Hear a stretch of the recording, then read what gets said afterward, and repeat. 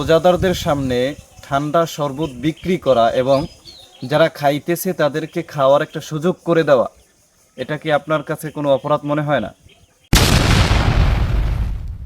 সেখানে আপনারা যে ভিডিওটা স্ক্রিনে দেখতে পাচ্ছেন, এই ভিডিওটা হলো রমজান মাসে বাদুরা বাজার আপনার শরবত বিক্রি করা হচ্ছে প্রকাশ্যে। এখানে প্রকাশ্যে শরবত বিক্রি করা হচ্ছে, যে বাজারে হাজার হাজার হাজার হাজার মানুষের সমাগম হয়।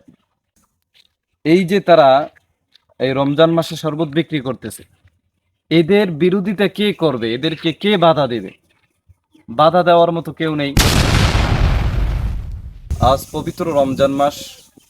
আমরা জানি যে পবিত্র রমজান মাসে হোটেল, রেস্তোরাঁ, দোকানপাট এগুলো দিনের বেলা যেন বন্ধ রাখা হয়, রমজানের খাতিরে, রমজানের সম্মান রক্ষা করার জন্য।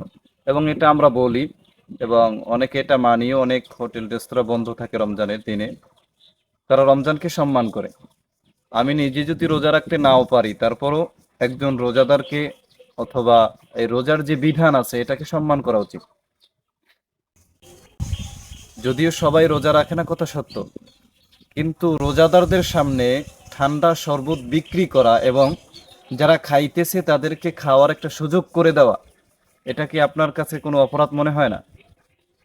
পবিত্র রমজান মাসে আপনি যদি রোজা রাখতে নাও পারেন, তারপরও রোজাদারের সামনে কিছু ভক্ষণ করা উচিত নয়, এটা আমরা সকলেই জানি এবং রোজাকে আমরা অবশ্যই সম্মান করি।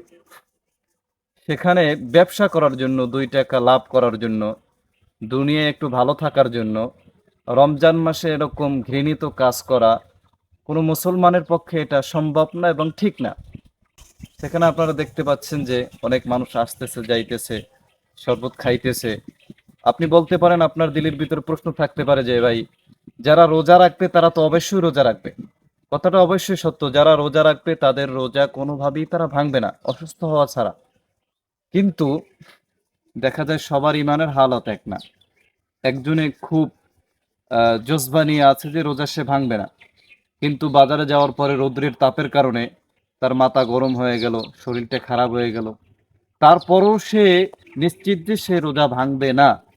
কিন্তু ঠান্ডা শরবত দেখার কারণে তার দিলটা নরম হয়ে গেল, সে ঠান্ডা শরবত খেয়ে রোজাটা ভেঙে ফেললো।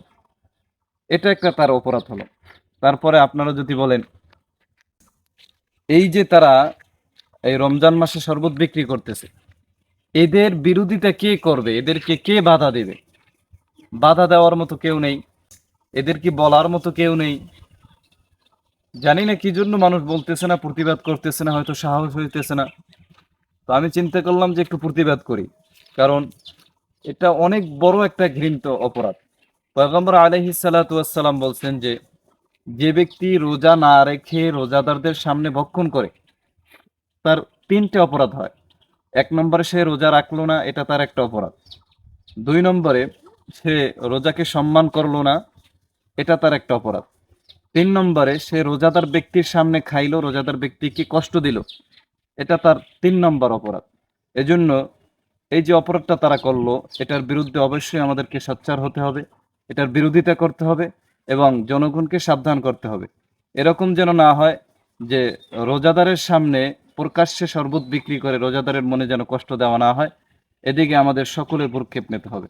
আমরা দেখি যে দোকানপাটে এখানে সেখানে পর্দা লাগানো হয়, পর্দা লাগিয়ে যারা রোজা রাখে না তারা ভক্ষণ করে। এটা মোটামুটি কায়দা একটু মানা যায় যে রোজা যারা রাখে না তাদের জন্য পর্দার ভিতরে একটা খাবারের ব্যবস্থা করা হয়েছে, ঠিক আছে, মানলাম।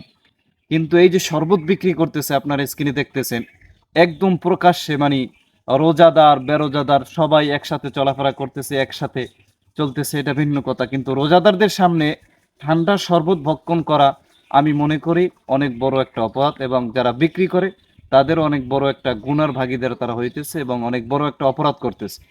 এজন্য সবাই সোচ্চার হই। আল্লাহ তাআলা আমাদের সকলকে রোজার সম্মান রক্ষা করার মতো তৌফিক দান করুক। আমিন। আসসালামু আলাইকুম রহমতুল্লাহি ওয়া বারাকাতুহু।